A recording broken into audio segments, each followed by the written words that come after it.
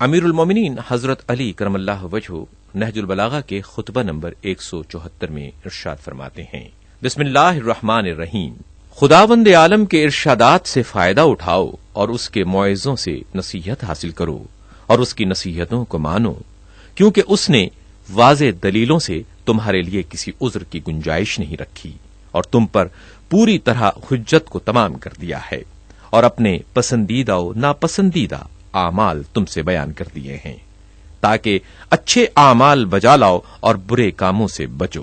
نبی آخر الزماں حضرت محمد صلی اللہ علیہ وآلہ وسلم کا ارشاد ہے کہ جنت ناگواریوں سے گھری ہوئی ہے اور دوزخ خواہشوں میں گھرا ہوا ہے۔ یاد رکھو کہ اللہ کی ہر اطاعت ناگوار صورت میں اور اس کی ہر معصیت عین خواہش بن کر سامنے آتی ہے۔ خدا اس شخص پر رحمت کرے جس نے خواہشوں سے دوری اختیار کی اور اپنے نفس کے ہوا و ہوس کو جڑ بنیاد سے اکھیڑ دیا، کیونکہ نفس خواہشوں میں لامحدود درجے تک بڑھنے والا ہے اور وہ ہمیشہ خواہش و آرزوئے گناہ کی طرف مائل ہوتا ہے۔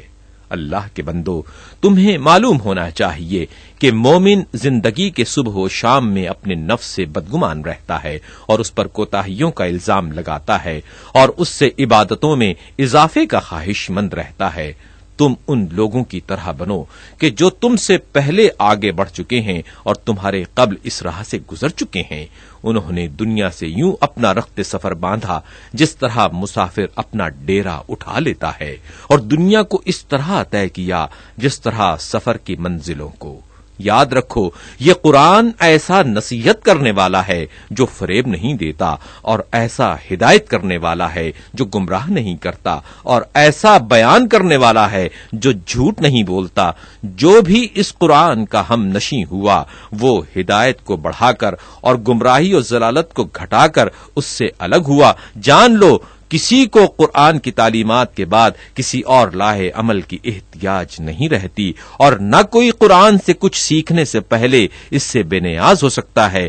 اس سے اپنی بیماریوں کی شفا چاہو اور اپنی مصیبتوں پر اس سے مدد مانگو، اور اس میں کفر و نفاق اور ہلاکت و گمراہی جیسی بڑی بڑی مرضوں کی شفایابی پائی جاتی ہے۔ اس کے وسیلے سے اللہ سے مانگو اور اس کی دوستی کو لیے ہوئے اس کا رخ کرو، اور اسے لوگوں سے مانگنے کا ذریعہ نہ بناؤ۔ یقیناً بندوں کے لیے اللہ کی طرف متوجہ ہونے کا اس جیسا کوئی ذریعہ نہیں۔ تمہیں معلوم ہونا چاہیے کہ قرآن ایسا شفاعت کرنے والا ہے جس کی شفاعت مقبول، اور ایسا کلام کرنے والا ہے جس کی ہر بات تصدیق شدہ ہے۔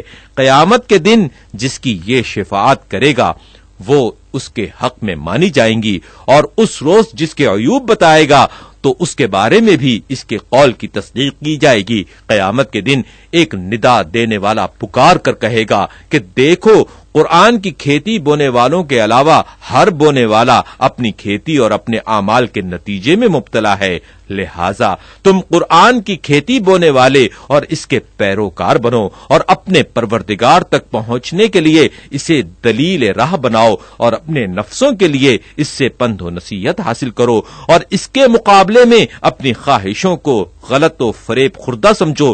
عمل کرو اور عاقبت و انجام کو دیکھو، استوار و برقرار رہو، پھر یہ کہ صبر کرو، تقوی و پرہیزگاری اختیار کرو۔ تمہارے لیے ایک منزل منتہا ہے، اپنے کو وہاں تک پہنچاؤ، اور تمہارے لیے ایک نشان ہے، اس سے ہدایت حاصل کرو۔ اسلام کی ایک حد ہے، تم اس حد و انتہا تک پہنچو۔ اللہ نے جن حقوق کی ادائیگی کو تم پر فرض کیا ہے اور جن فرائض کو تم سے بیان کیا ہے، انہیں ادا کر کے اس سے عہدہ برآ ہو جاؤ۔ میں تمہارے اعمال کا گواہ اور قیامت کے دن تمہاری طرف سے حجت پیش کرنے والا ہوں۔